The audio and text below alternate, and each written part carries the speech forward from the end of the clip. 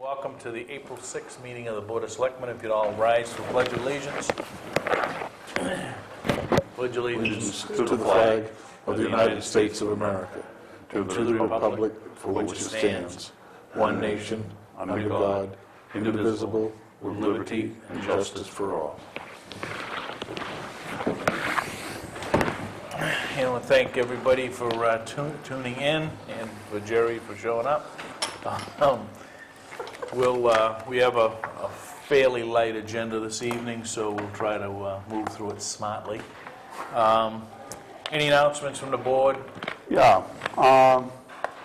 Alfred Hutchinson, who many people know in town, died on Easter Sunday morning.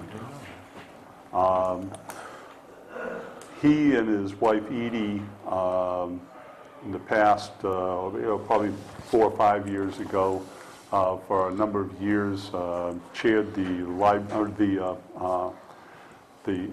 cemetery committee, and they did a heck of a job finding all the old cemeteries and dividing them up among people, groups of people in town to take care of them. I just want to say that the two of Alan, Ferp, as he's affectionately called, Ferp and Edie, were models for my wife and I as to how to live your elder years. And he was a neighbor, a friend, and I miss him. No, so I guess what I said this for, too, is that the funeral is going to be in the Alfred Parish Church on Saturday morning at 11 o'clock. Okay. Let me just jump here for a minute. Reminder, anybody that has not turned their census forms back in, 10 easy questions, tick them off, make sure that that gets back in. That's also very important for us to understand the population of the town of Waterboro. Another recent passing, Eleanor Rollins, I think has passed away recently. And of course, Linwood, her husband, was very, very involved in town government. Pardon? Forrest is. Oh, Forrest, I'm sorry. Yeah. I'm okay, right. Yeah, I'm wrong. Right family, wrong church, right? Anything else we've got to... All right. We have an appointment 6 o'clock with Jerry Daigle, who is our assessing agent, concerning an abatement request received a number of weeks ago. It's kind of been kicking around. So, Jerry, I'm going to turn it over to you.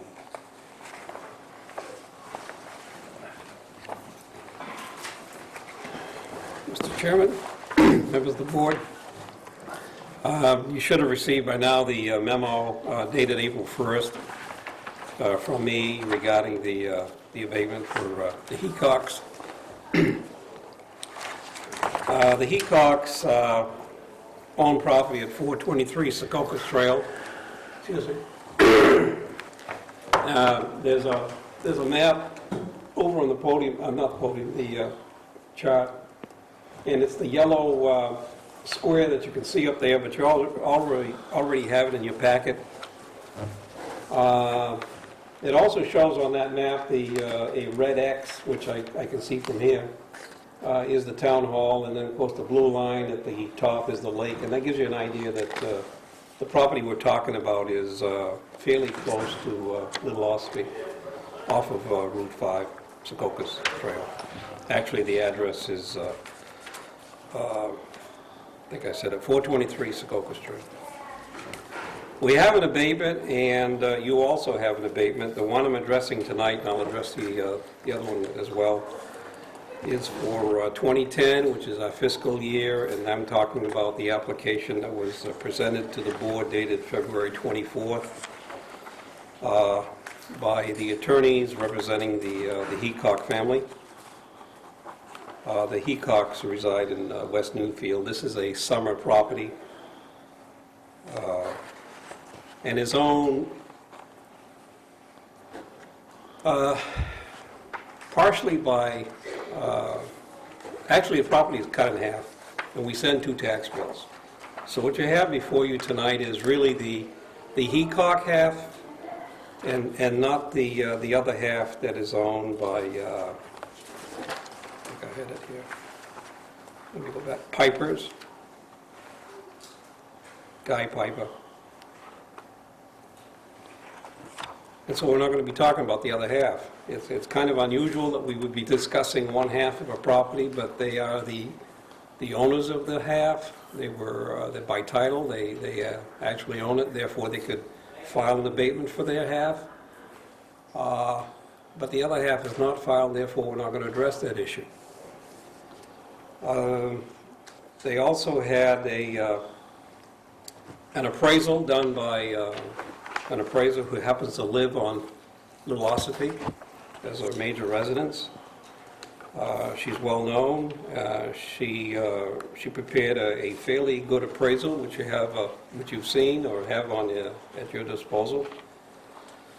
The properties that she used to compare the values with are all from Little Ossipee, although they do go back to 2005 in one case. She indicates in a report that there are not very many sales of waterfront type properties in Waterboro, Little Ossipee to be exact. And that's pretty much the case. When we had the revaluation in 2007, I think we were at the height of the sales that occurred throughout the town, and including the lake. The appraisal done by this appraiser indicated that the property has a value of $167,000. And when you compare that with the valuation that we placed on the property during the revaluation, talking about the half now, is 83.7 times 2, which would be, did I put it down on here? 346,200. That value of 346,200 for the property during the revaluation is pretty much the land value. When we looked at it, or when I looked at it, and looked at sales of property, this property is within 100 feet of the lake. You can walk across a mowed lawn owned by relatives of the abutter, although this is not an issue, but you can walk across the mowed lawn and discover a sandy beach, and you can get into the lake very easily. Unfortunately, the property has access, which is along Route 5. They would have to physically walk over to Route 5 and walk down along the gutter to get to the lake. And apparently they do have the ability to launch a boat in a 20-foot area once you get down to the lake. And of course, if you wanted to swim, you could. Having said all that, the appraiser has looked at the properties that have sold being directly on the front of the lake, and properties that have sold that would have indirect access, such as the one that we're talking about, owned by the Heacocks. And that is why she has come down to the value of $167,000 as the actual value today, only because if she were exposed to the market, competing with other properties that are being offered for sale around the lake, she feels that this one would not bring in the assessed value that we have on it. I do agree with her. In fact, I indicated in the abatement addendum that I provided to the board that the value we came up with in 2007 we could not do today. It has a great view. Like I said, you could walk across the lawn and you'd be on the lake in a few minutes.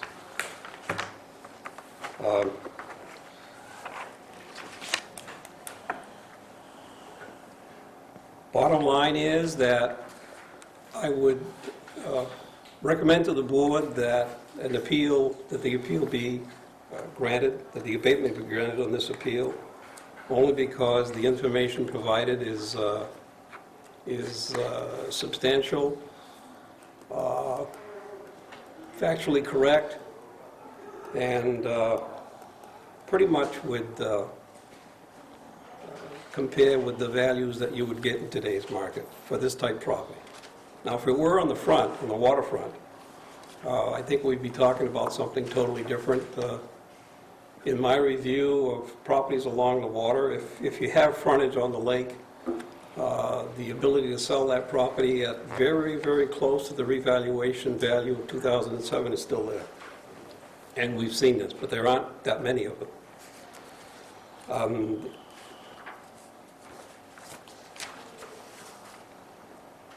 You do have the abatement request in front of you in the form of the memo. I won't get into the actual details, but I would recommend that the board do grant the abatement on the half owned by the Heacocks for the reasons of overvaluation. This leaves the other half of the property totally alone and assessed as is, unless the board chooses to do something else. But I don't address that in this abatement. Again, the request was only made by one half of the owners that has the title to the half that he's requesting an abatement. Going to the other issue of the board was presented with an abatement request for fiscal year 2008-2009 for taxes. And when I read that, I suspected that that was the case, because that's what the attorney had sent in his letter, that they got an appraisal for the property being overvalued, and that's fine. They presented that to us, and we have it. Now, the second issue is, for 2008 and 2009, we think we paid too much in taxes, which is the dollar amount. It's kind of a play on words, I guess, but they're not saying that they were overvalued. And they do present only one abatement for 2010. And what I recommend in my addendum is to, as far as fiscal 2008, 2009, is to not grant an abatement, only because they did not bring up the issue of being overvalued as much as they brought up the issue that they paid too much in taxes. And along with that, I did provide a copy of what the abatement law is in the state of Maine, and it indicates that the filing of abatement is not an error or a mistake. If you look at the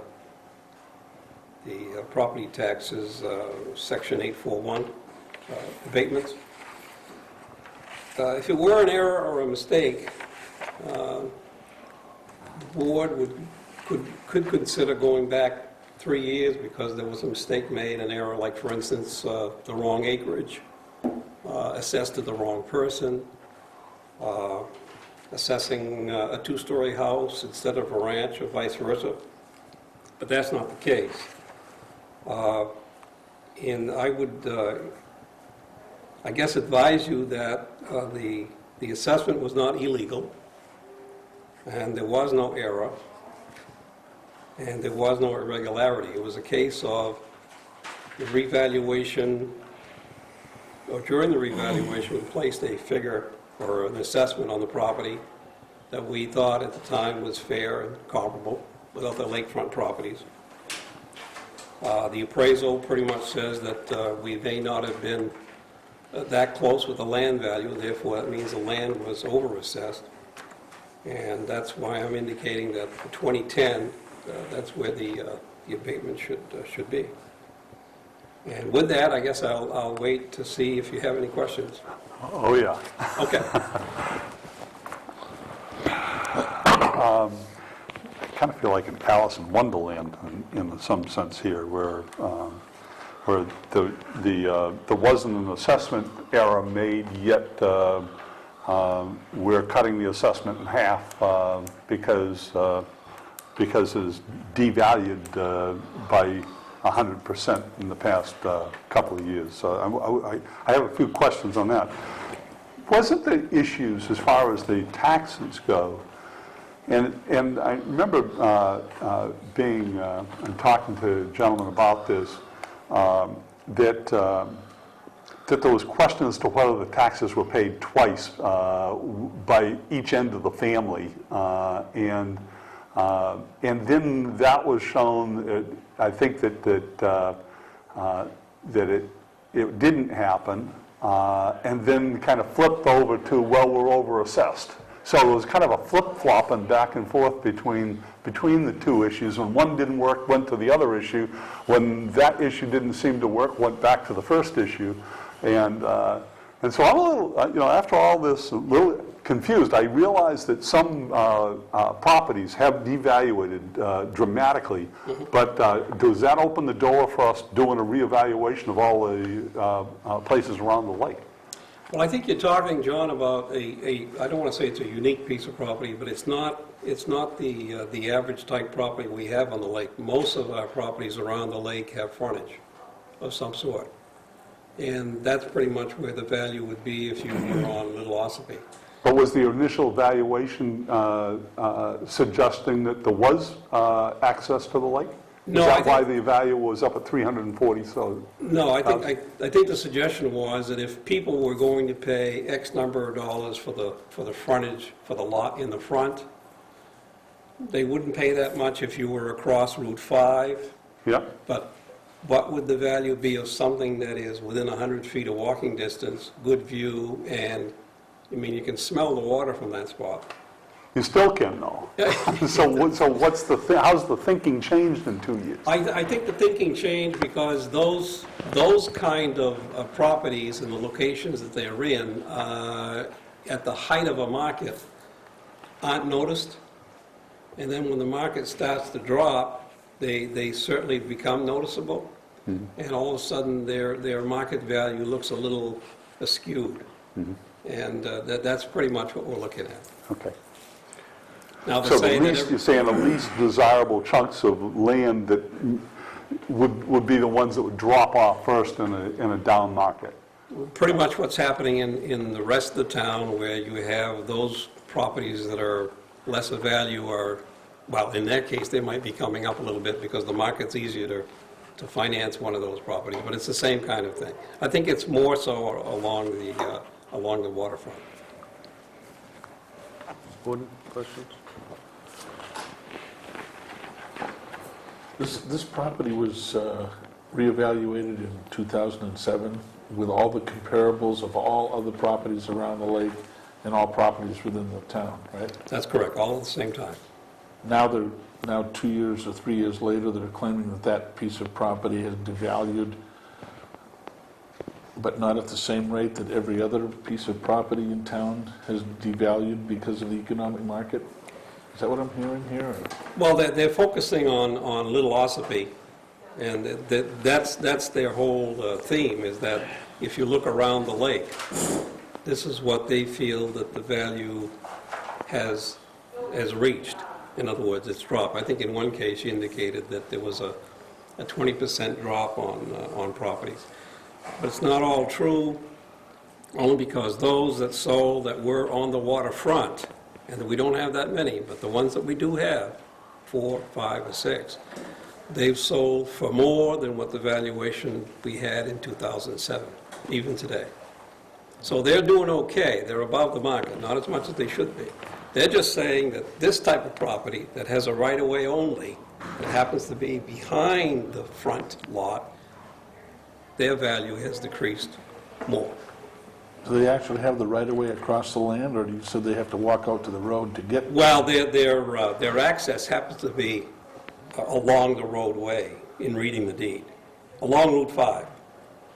But 2 years ago, you'd go across the back lawn and get there. But now you got to go out to the road?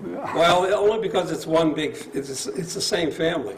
Yeah. The same family that owns the lawned area that's 100 feet away from the lake means you don't have to go around that way. But, it sounds like if you're making a case for to sell the property, you say, hey, you get access right across the back lawn here, you can launch your boat right there, and then you go and flip the cheek on the other side and say, I want to talk to the assessor in the town of Waterboro, can't go back there's no guarantee I can go back to that back property, I got to go out on Route 5 and I might get killed out there going down to the Well, lake. it's in the gutter, you might trip and fall, but, yeah, that's pretty much what we're saying. Yeah. Here's where I am, I think. I don't think anybody would argue that today's market in a lot of properties in this community are much less than what it was in 2007. My put is that if we had this overvalued in 2007, and we believe that it was overvalued at some number, okay? And maybe we say that today that number is 167,000. If I look at the 2007 baseline that we have, what is the value based on 2007 baseline if, in fact, we utilize that to say that's where the property should be? Understand that we've now evaluated the thing. It might have been skewed because we thought there was lake access, all of those reasons, all right? The valuation, it was overvalued. However, that being said, you take in a valuation that might have been overvalued because there were errors, okay? And now we're taking it down to what the market is today, which is unequal to what everybody else in the town is assessed at, and that's what's assessed at in 2007. So I guess my put is that unless we want to open up the floodgates and tell everybody to come in with a 2010 assessment of what their property is, right, and file for an abatement, the 2007 baseline that we reassess the whole municipality on becomes, ultimately challengeable, right? So my put is, I think, and there's certainly state law and precedents that says if you reevaluate your community, that's the date. Well, that is the time frame. We've done that with some of the issues with tree growth and everything else that we've just dealt with. So my concern is that if the property in today's numbers is 167, all right, showing that there's a depressed market, what was that market 3 years ago for that same piece of property? Understand it was probably not $345,000 or $46,000, but it wasn't 167 either. It was not. It was, is it 10% more, is it 15% more? So to me, if you're going to say, I think you got to keep apples to apples. I think if we say, yes, there was an assessment error, didn't have lake frontage, didn't have some of the things, the amenities that we believe that it had based on what knowledge we had at the time, it was overassessed. We're going to adjust the assessment, but we should adjust the assessment based on what the 2007 baseline is. Not, now it's 2010 and there's nothing moving, right? So anything that does move is, significantly less. So I'm just trying to say, how do we stay without opening the floodgates of anybody and everybody that wants to come in here and say, well, gee, my property's not worth today in 2010's market what it was in 2007 when we did the re-baseline, right? And yes, we know that probably when we did the 2007 baseline, there are some errors, okay, or misjudgments or whatever. This is all, it's assessing because it's all not science, right? It's all objective and, this is what you have here, this is what, so it's a subjective number that gets put, based on maybe some objective data, but you don't put it into a computer and say it's so many square feet and this is what it comes out to be, right? It sounds that the issue here is you can go back and do the assessment in 2007 data and maybe you look at the accessibility to the lake as being less than the original assessment was made, and say, okay, that's lowered a bit, and then if that is, if you can make a good case for that and it's lowered a bit, then we owe for a rebate for a couple of years, and that's the deal. But I agree with Dennis completely. You start reassessing what is thought to be an unfortunate piece of property in today's market, then people are going to come up all over the place. Well, my place is the same, and I don't think we want to go there. Which is what it was, the And point I I was think we trying to arrive have, at. and I think we have legal precedents not to go. Yeah. Well, you're right, and what you're saying is things that have gone through my mind, and we have to remember, too, that the state, when it does our valuation review to come up with our state valuation, the value of the town, they will allow the 25% top of the sales to be set aside, as they will the 25% bottom, and you're working with the median. Yeah. We done none of that here. What we could do is exactly what we're talking about now, is to trend from 2007 to 2010 using either the loss factor along the lake or the growth factor in valuation, because there are some, like I indicated before, they're selling more than what the valuation is from 2007. We could track that and actually work it backwards if we had to. I haven't done that here, but that is a possibility. I mean, to me, if 99.9% of every other property in this community is based on what we believed, again, a subjective opinion on appraisers and assessors and whatever,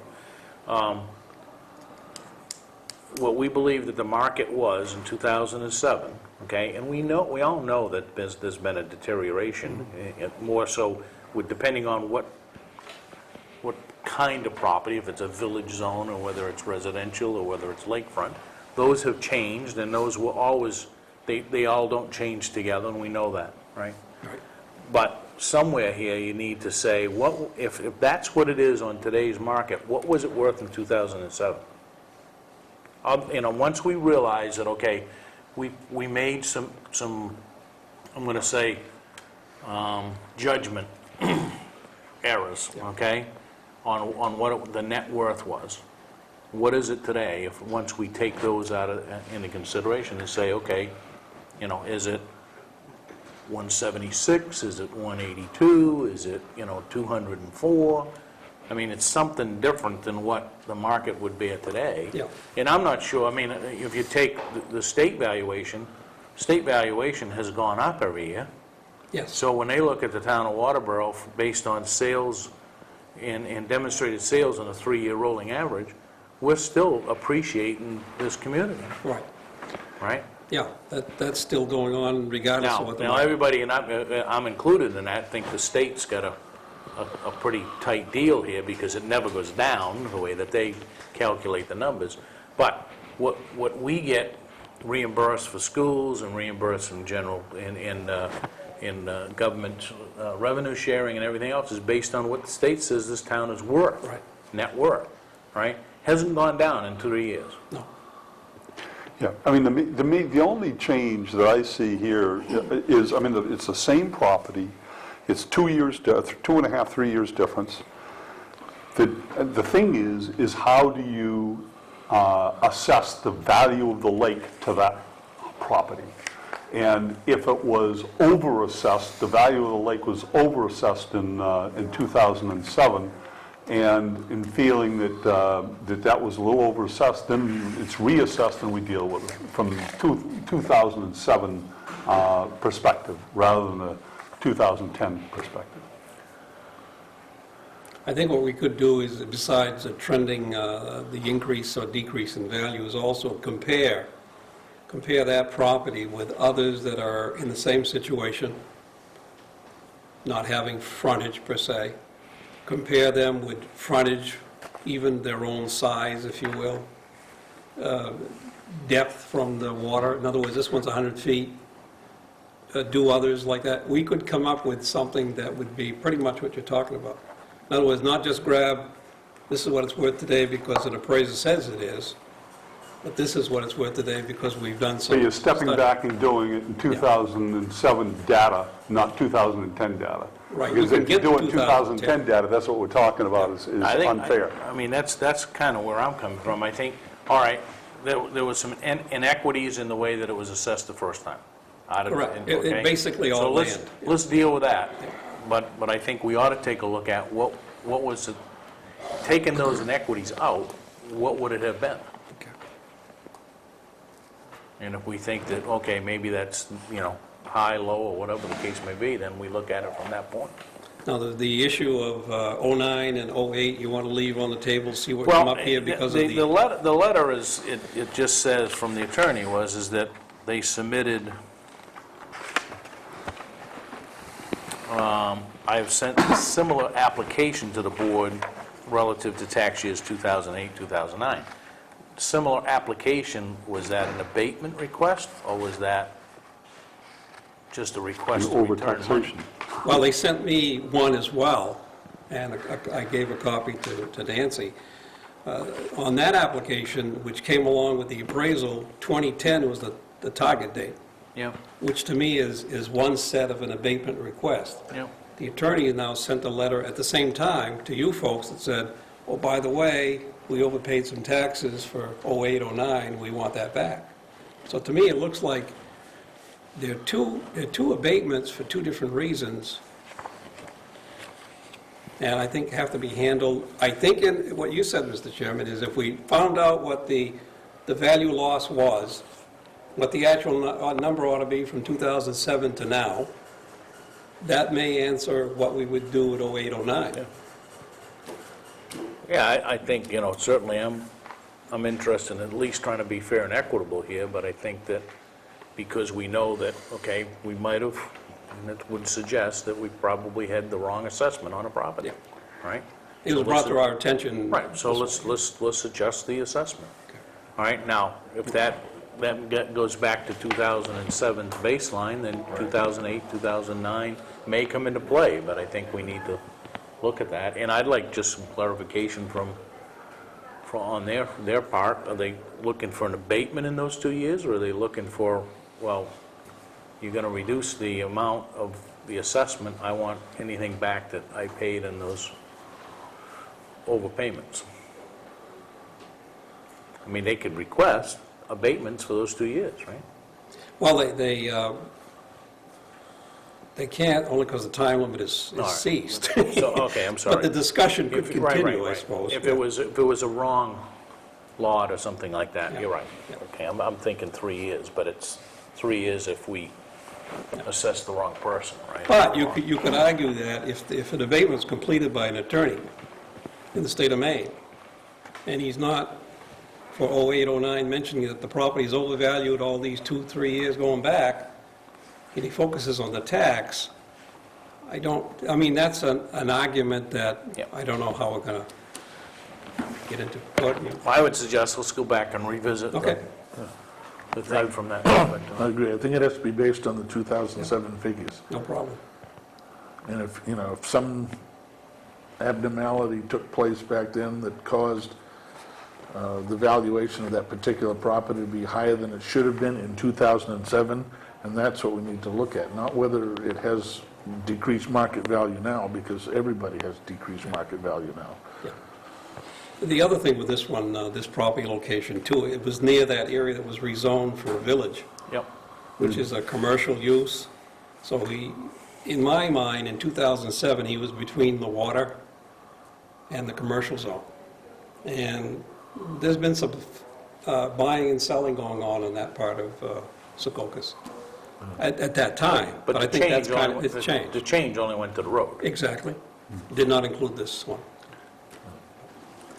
Is something, you want a timeline on, I guess whenever you're ready, if you're ready to come in again next week, then we'll put you back on. So, because the deadline for this, in other words, if the board made no decision by the 28th, it would be ruled or deemed Denied. Denied. Yeah, I'd just be interested in your you come up with a figure, and here's the logic of how I got to the figure. Okay. Thank you. All right, thanks, Jerry. All right, hearing a delegation. Correspondence, Forest Development Road Cooperative Agreement. We're going to talk about that later. Town Administrator's Report? Out of the workshop last week, there was discussion on the layout of the warrant articles, and it was suggested that the charter calls for two of the columns, and it was also suggested to put in the Finance Committee. I did one part of it to see if that is what the board wants before we go any further. This is, If that's the layout that you want, you were thinking of.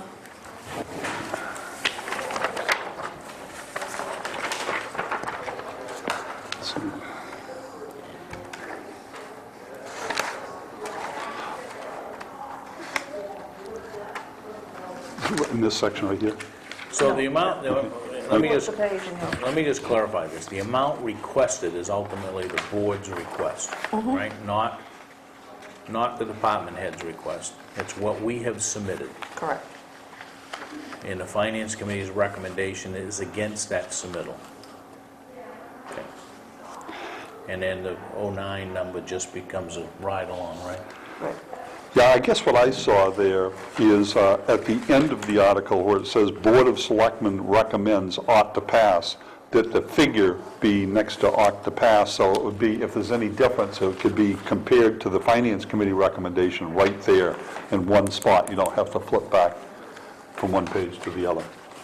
Well, isn't, I mean, and I don't disagree that I get hung up a little bit on the language, but ultimately, we're presenting an article that says we're going to raise $282,650.19 from taxation, right? Plus dog fees, $40,000 from general assistance reimbursement, $95,212, blah, blah, blah. We're spelling out where the money's coming from, right? So, do we just say ought to, I mean, when we, historically, it said ought to pass, right? So our request ought to pass. If we say it ought to, if we put a number in, do we have to then define, I'm just trying to avoid defining where the appropriations are coming from, again. But that's in the article, right? Right. Yeah, I think that's read, that's Right. voted on, but the information it's just informational, is the Board of Selectmen recommends ought to pass, parenthesis, Yeah. X amount of number. And in those areas where the Finance Committee disagrees with the Board of Selectmen, there's a comparison right there in front of the voter. They don't have to flip back to And it's on the bottom, too. Yeah. Right here's the totals, too. Yeah, oh, okay, yeah. Okay, but the Finance Committee, you can't put the third one in, you said, no? Yeah, the third one's Yeah. in. But this one is the new column. Okay, but I thought you said that the charter, You have to have Good luck. this one and this one. okay, but that this one's okay? Yes. Okay, all right, Doesn't okay, that prohibit, works. charter doesn't prohibit you from putting it Right. in, it just doesn't require you. Yeah. Okay, okay. Yeah, that Whereas works. the first two columns are required by the Right. charter. Yeah. The amount requested and In the the amount last appropriated last year. Yeah, I think that works right there. You see the two right there, and people at the beginning of the town meeting can be told this is how to Yep, compare. Yeah. I'm good with that. All right. Anything else? Did we get all of the miscellaneous dollars that were kind of poking around, or differences? Did we get that all squared I away? think so. Okay. Well, this one right here stands out kind of glaringly. If we put ought to pass on IT, and we only said 36, but the Finance Committee is saying 72, Yeah. that's a significant, that's going to raise Yeah, some is red that flags. right, or is that the Look at IT department, and look at the figures across there. Yeah, I think it might be a typo. Yeah. It should be Yeah, I should change it. 32, right? Yeah, that's 72 for the whole total. It's supposed to be 32. Okay, all right. All right, I'm sure we'll go over this thing with a fine tooth comb here. Anything else, Nancy? That is it. Selectmen's report, anything? School department, not department, excuse me. It's not, we haven't incorporated the school into the town. Might not be a bad idea. Not yet.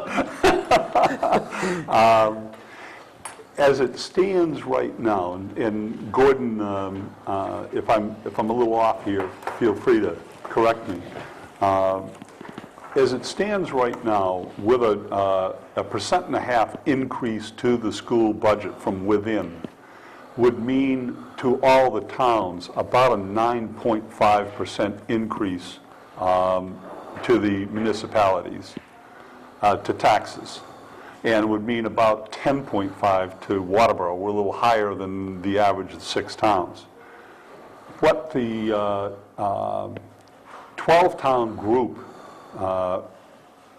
actually not the 12 towns, the 6 towns, minus 1, Newfield said no increase in taxes. Yeah. And the other 5 towns said the selectmen, would accept up to a 7.5% increase in taxes.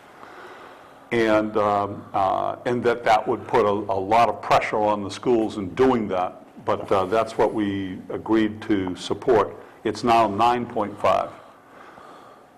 There's still some possibilities of that coming down because negotiations are going on with the teachers, and there's negotiations in a couple of areas, one toward salaries increases, step increases in salaries, and another one as to taking away 3 workshop days, and so being paid for 3 less days. If that came about, the latter, the 3 workshop days, I believe that would bring it down to about the 7.5% level, which the selectmen in the 5 towns found the minimum of acceptability.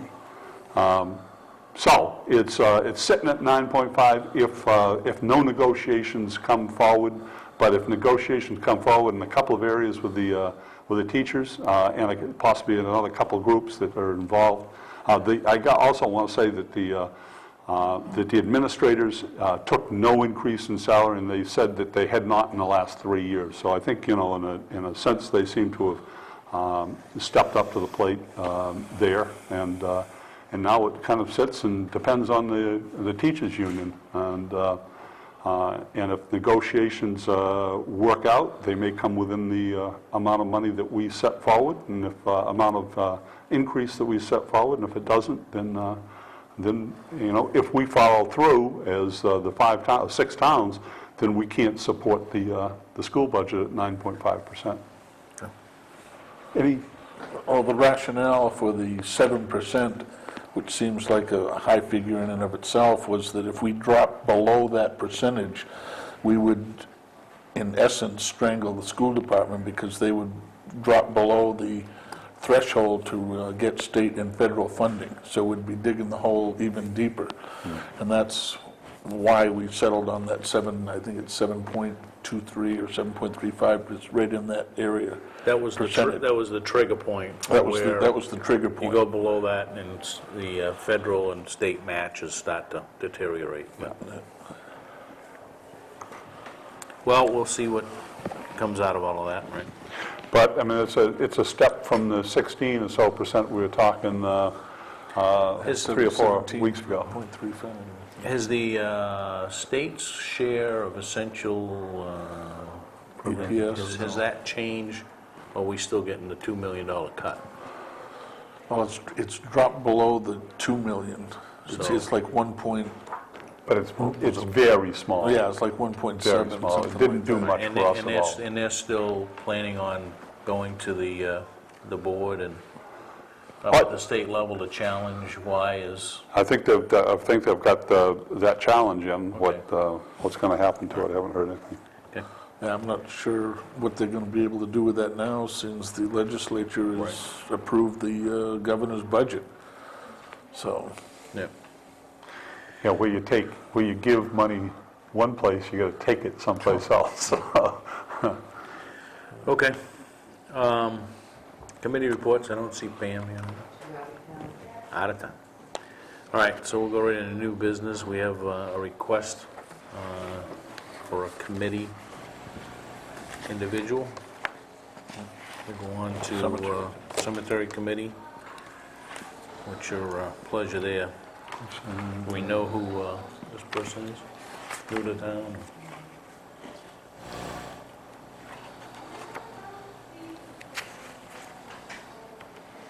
We haven't gotten to that yet. Let's see. Justin, It's done. Okay, thanks. yeah, Justin Morrill in the Clark's Bridge Road. I guess my put was, we've kind of had a policy, To they come meet. in for 5-10 minutes before next week's Yeah. meeting, That would, yeah, we'll shake hands and I would think that would talk be, and, I mean, it's great that we have this, but, I think we should invite him in, for a few minutes and yeah. have a chat with yeah, I him. think Cindy should be back, right? And so all 5 of us, Tammy Jo's only gone this week, Yes, just this week, so we'll bring that back next week. assuming we don't get in a problem down there. Discuss a vote to approve abatement request. Guess we don't have a request now because he's kind of, we've got a request, but he's going to revisit that, so. We need a motion to Yeah, table you wanna that. Go ahead, I guess we can at least take care of it that way. if you want. I would make a motion that we table that pending further information for us to I'll second that. deliberate on. All those in favor? Opposed? All right, discuss vote to sign Forest Development Road Cooperative Agreement. I've read through this a couple of times and I'm still not quite sure what this all means. I'm with you on that. I mean, all I know is that some of the agreements go back to 1958, so, and it looks like they want to do some work on Making the entire road Jellison Road, or passable. what used to be called Clough Road. Yeah. It looks like they want to improve it from the Jellison Road side to the Clarkswood Road side. Well, that's fine, and it's blocked off, so nobody can go use it. If you go up to Jellison Road, there's a big fence. Yeah, so You we can't get want to make that road better And for, if you come in from the other end, you can't come in the other end either, right? Well, you can go in a ways on the other, and the other end isn't blocked, totally blocked off. Well, it looks like that second paragraph in the letter, the agreement dates back to 1968 and has no termination date. They're asking just for a review of this document to see if it's still valid. And if it is, then there's no need to reestablish the agreement. Well, I guess then we need Who blocked it somebody. off, who blocked it off on the Jellison Road end? Well, Do we I think part of that was, I'm not sure whether it's, is it Joe Witten lives there, right, Joe and Bonnie? Did they block it off, or was it part of the, I know there's a, it's not just, I mean, it's a structured fence, I mean, it's, Yeah. so I'm not sure whether, and there's a road, there's a sign as you head up that way that says private drive, no trespassing, Yeah. so. 'Cause I know years ago you used to use that. Right. Because we'd go down in the But I don't know fishing whether, ponds down. I guess that would be the question is does the Department of Agriculture, is it closed at their request?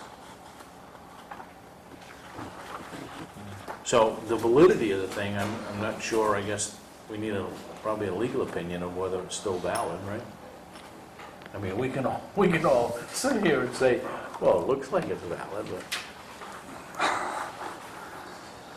yeah, it's a head scratcher. But it goes back to 68. It was signed by Norm Taylor, Willis, John Smith, and I think there was subsequent ones signed in here too, right?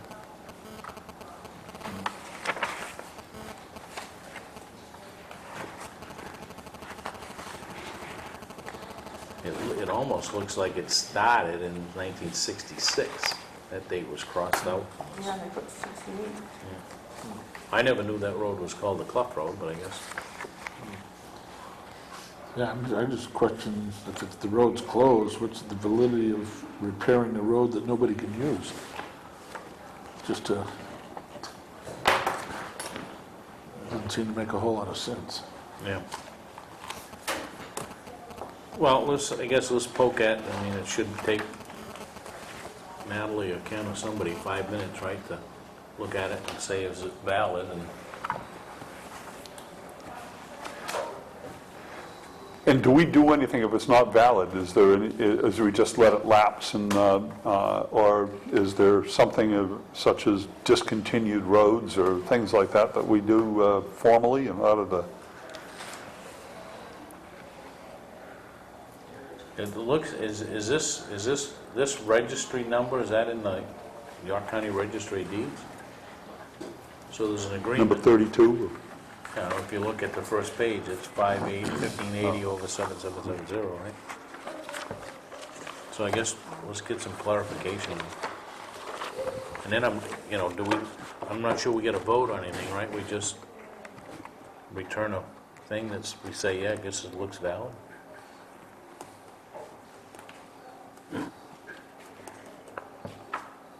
So all they want is a decision from us of whether it's still valid. And then they're going to go off with the American Recovery and Rehabilitation Act. It's a great way to spend the funds, And spend some money. on a road that nobody uses. How about a sidewalk? All right. So let's, Pam, you can send that off to the think tank.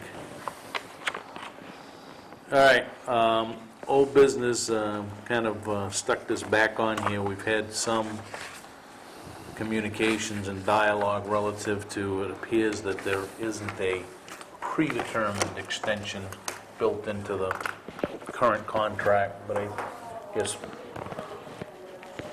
and there's been some discussion back and forth. I think there's been, historically, we have extended snowplow contracts and whatnot. So I at least wanted to get the dialogue going, because I think we need to make a decision of, do we bring in the current contractor and sit down and negotiate for a potential, extension, or do we say, well, there's no extension and it's in the town's best interest to go rebid?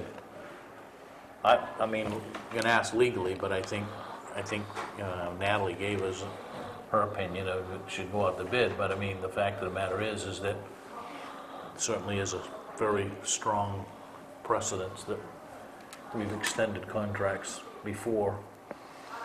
Yeah, but on the other hand, in the last 3 or so years, we've really tightened up on bidding process a lot, too. So what was in the past, deep into the past, Yep. not a lot of contracts, and and a lot of process. Now we're more into the process. So I'm kind of concerned that if it doesn't state in the contract that we should possibly go out and bid it again. Comments?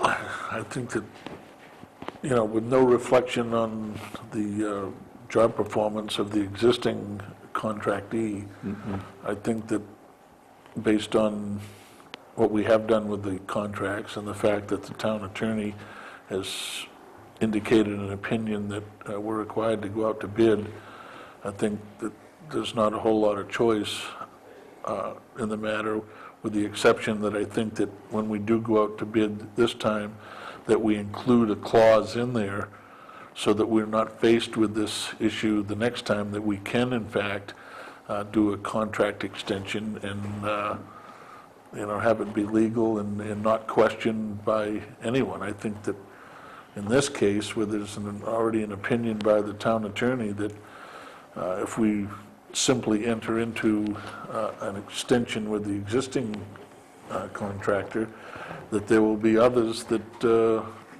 feel as though that we were Shut them out. exercising, some favoritism, or, and I think we just need to keep it, clean right from the get-go. With the next bid process, do you want it more than 1 year?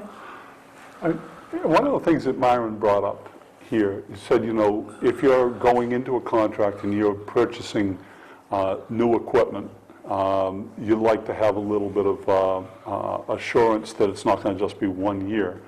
But what we could do on that is have a 2-year contract like we did this time, with the possibility of extending into 3 years. That doesn't throw us into a 3-year contract, but at the same time, it allows us to go through 3 years, and also allows the contractor to negotiate heavily if they want that 3rd year. So otherwise, we would bid every 3 years, and at least every 3 years, and possibly every 2.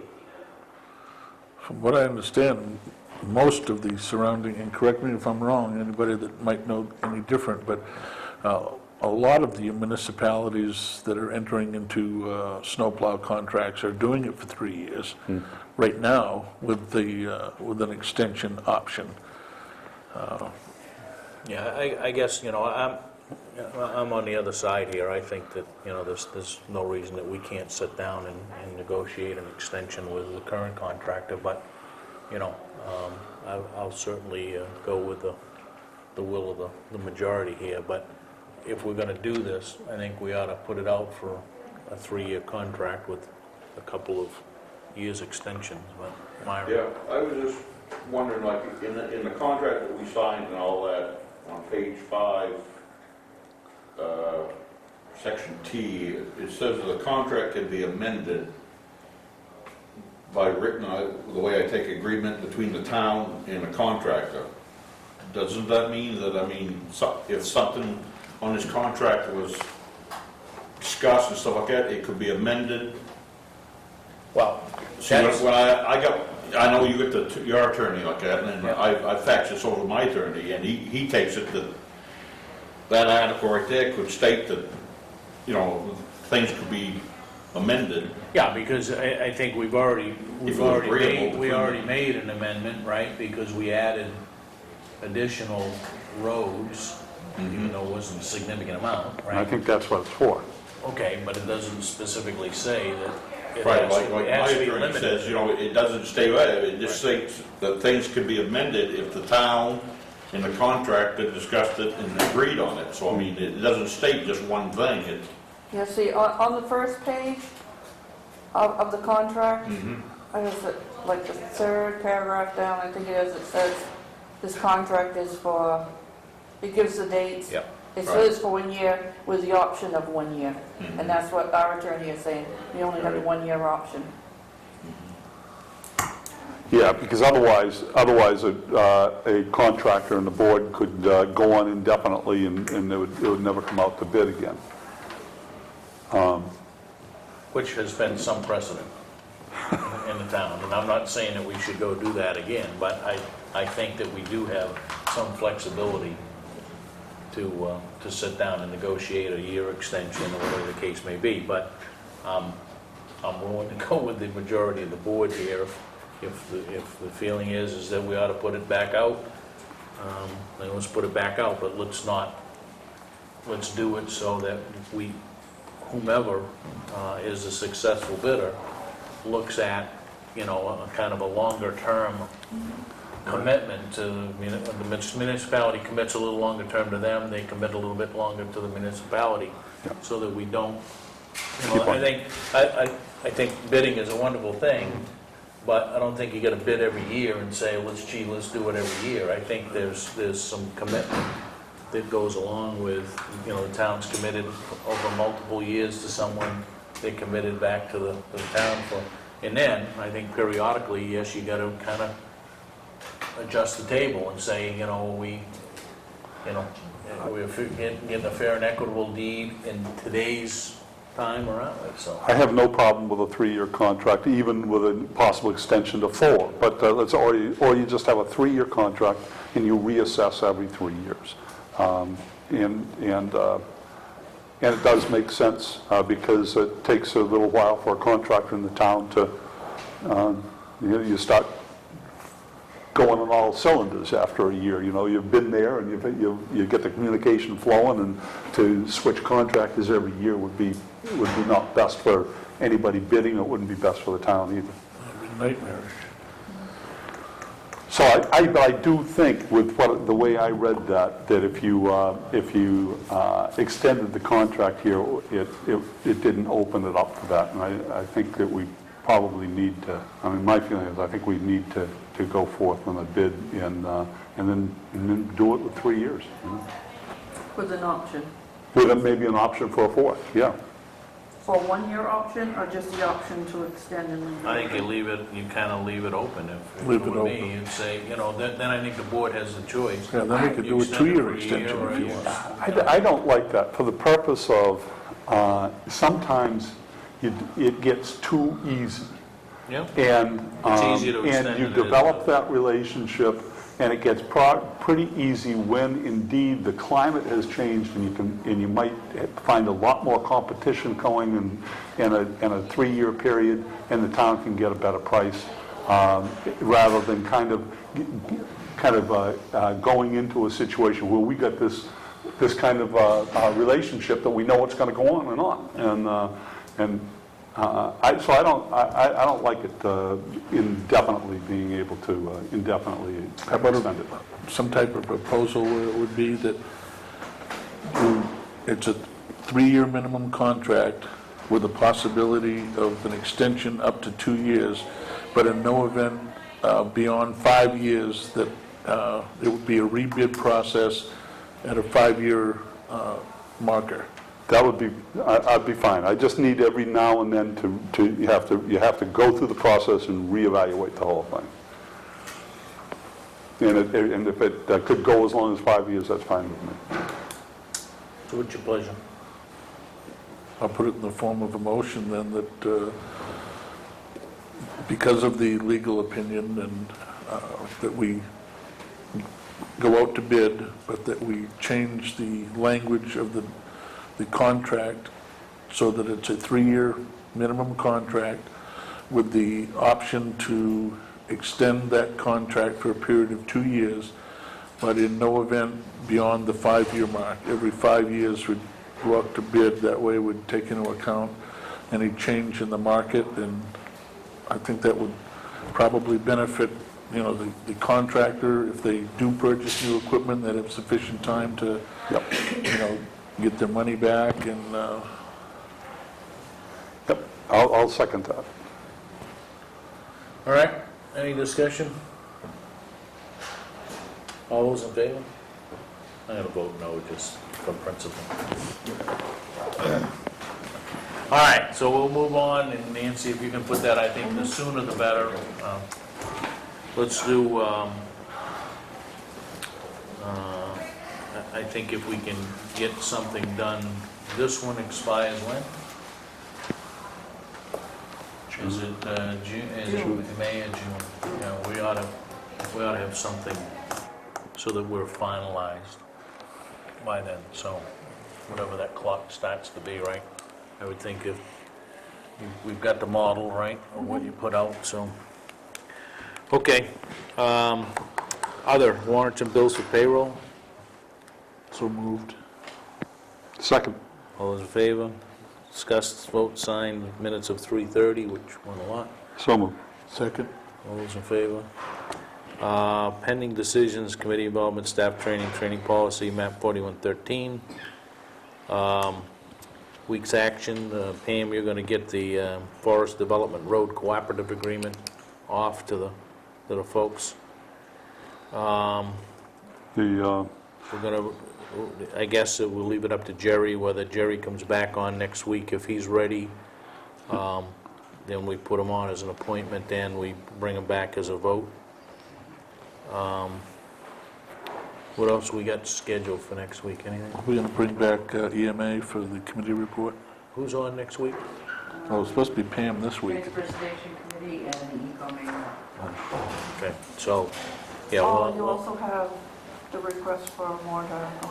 oh, yes, and there's a request, I think it came through to the board, I forwarded it to Nancy, as a request from Lake Arrowhead Conservation Committee, or whatever they call themselves, for $3,000 warrant article for the town meeting. That will take a unanimous vote of the board, I think, to put it on the warrant at this point in time. So I'm not sure why the late date of getting it in. They've already gone to Limerick's town meeting, so, Maybe it was a grant that they just got, I think, in the past yeah.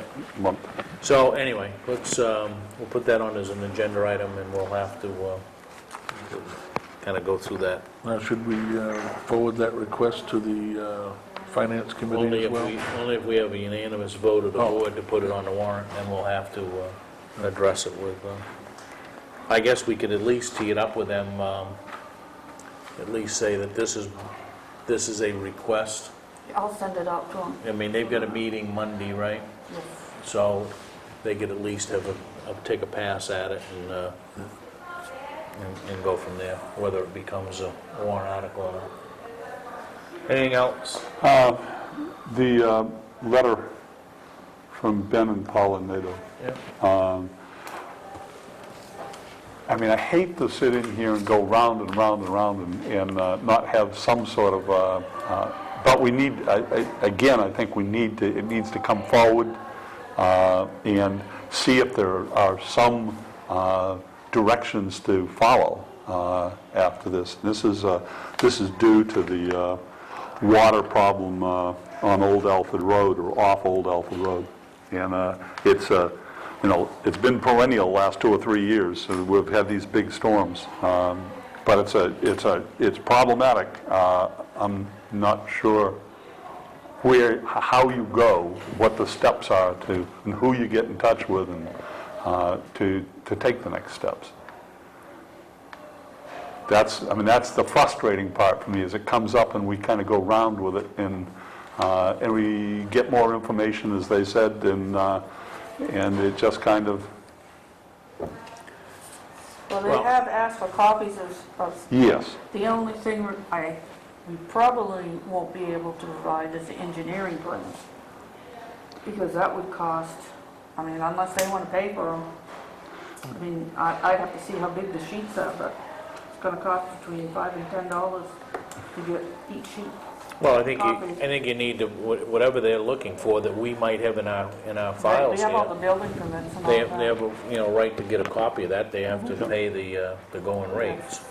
I think, my put on this, I think it's time that we sit down with the school board members and the school administration and say, listen, right, wrong, or different, however this was designed, everything that we knew at the time that, the school went in, the planning board, all of the engineering studies that was done, it's very evident that we've had on numerous occasions now, going back to the 2007 Patriots Day storm, at a minimum, we've had significant flooding in that area, which has been abnormal from what it used to be, okay? Yep. And I think there has to be a solution, and I think there's a whole bunch of people that are going to be responsible for providing the solution. The municipality is going to have some, inherent, I guess, responsibility, only because, People are members. we have citizens that are concerned, right? Yeah. And that are suffering because of it. So I think we need a sit-down, serious meeting to say, what is it that, if anything, that we can do, right? And if that's somehow coming up with at least a cursory review by the engineers that did all of the work to begin with, whether that's the architect or I don't know who, those get a little bit convoluted of who did what, but you got hydrology involved, we've got other things, you get stormwater involved. Somebody's got to be able to say, well, if we did this, you might be able to get rid of the water. But that's the only way that you're going to do it, is to, I think, get everybody to the table and say, what is it, if anything, that we can do? Because when all's said and done, if the frustration rate gets to a point where people are going to start taking money out of their pockets, they're going to put it into legal fees. Yeah. And those legal fees are going to come back tenfold against the, whether it's the town or the SAD 57, and that's all taxpayers' money. So I think we ought to at least stimulate the discussion. There is a tendency here for, Yeah. well, the water was there in the first place. Well, it wasn't that bad. And well, your planning board okayed this. Well, this is the geological, the hydrogeological studies that we got, et cetera. So, but, when it really comes down to it, you get water pooling there. And we've all been out there in the past couple of weeks, a couple of times, I think. And water pools there. It doesn't seem to run off. And it pools on the school side of a berm, and it pools on the housing part of the berm, and it doesn't seem to flow in either direction. So that berm seems to be a dam. And I'm sure some people that really know what they're, seen those types of things, may be able to see a slight gradient in the land and some way to run that water off. Yeah, I think it even is going to get to the point where we need a DOT in, because they're going to ultimately pass off Old Alfred Road back onto the town, but I think that's inevitable based on all of the things that are going on. But so I guess I would request, maybe Nancy, you could, kind of as kind of the administrator of the town here, at least make some contact with Frank and whomever else he might want involved, and I don't know who else. Get the paperwork I to guess the natives. it really is the school, our directors, the administration, and the board, and that's really where the workshop needs to start. We don't need 100 people in here turning it into a Donnybrook, although they're more than welcome to come. But the issue is really a discussion, I think, to open up a dialogue between the town and the school board and administration of what is it, if anything, that can be done. The road, maybe a couple people from road review or the road commissioner, and Yep. and if there's a possibility, if there's anybody that's a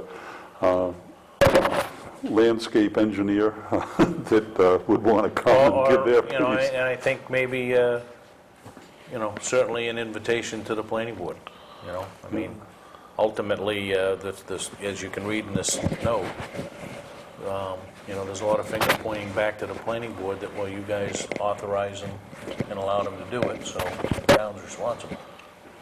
And that finger pointing issue, I don't really think that that's going to solve anything. No. We got to look at what the problem is now and how we're going to correct it, not who did what when, because that's, I hate to use the phrase, but it's water over the dam, so to speak. And so we should try to address what we can do about the problem now, because I think that one thing that Paulus said in here, that we should not be adversaries in this. I think this is a municipal problem because it affects citizens, of this municipality. Where the finger pointing tends to happen is when someone puts a price tag and say this is $500,000 or this is a $4 million job, then people stop pointing the finger and say, not my $4 million. As long as before you get to that point and come up with the ideas to try without looking at the big bucks, because then it automatically starts saying, it's not our responsibility. Yeah, I mean, my put was maybe we go get some of this American Recovery Rehabilitation Act money. Yeah, move it over from the forest over to the also. Blame it on global warming, right? Right. Raise the ocean level, raise all the water tables.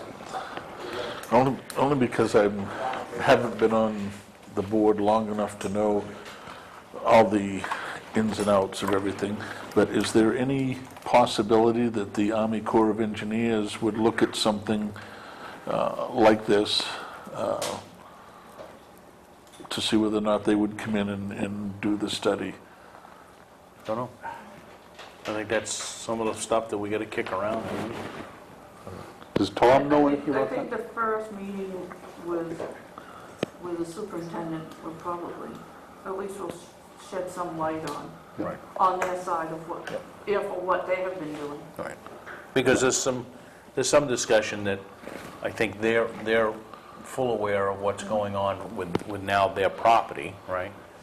And, I mean, they may very well be somewhat, with blinders on to what's happening external of that property, but, when you shut down the access roads into a school because of, Well, school buses foot of can't, water yeah.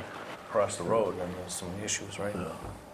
So let's see if we can get that set up, and if it's gotta be on a odd night or whatever the case may be, then I guess, and I understand they're in the middle of budgeting, but the fact of the matter is that, we need to deal with this now, sooner than later anyway. At least so that we got some path of, what is it that we can do? Okay. Just go through the reminders, items needing signature, warrants and bills of payroll, minutes of 3:30, a couple of concealed weapon applications in the folder. Planning board tomorrow night here at 7 PM. The cribbage tournament is back. Oh, they never quit. Oh, they never quit. Saturday morning, 8:30, over to the town hall. The ever popular cribbage tournament. 6:30 Monday night at the town hall, the finance committee. 7 PM Monday, Parks and Rec committee at the town hall, and 7 PM Monday, cemetery committee at the town hall. That probably is 3 people looking for the same rooms over there, or? No, Parks and Rec meets in his office. Oh, okay. And the meeting here next week, we get transfer station and eco main rep. One other thing, the senior luncheon begin this Thursday Okay, senior luncheons at the snowmobile club. at the Snowmobile Club, and it's going to be baked stuffed chicken breast and mashed potatoes. Okay, What's this Thursday? You're all coming. this Thursday. All right. Sensing all of that, I would entertain a motion. To adjourn. Under a motion, but I'll second it if it were. All those in favor? The motion is understood from the chair. Oh.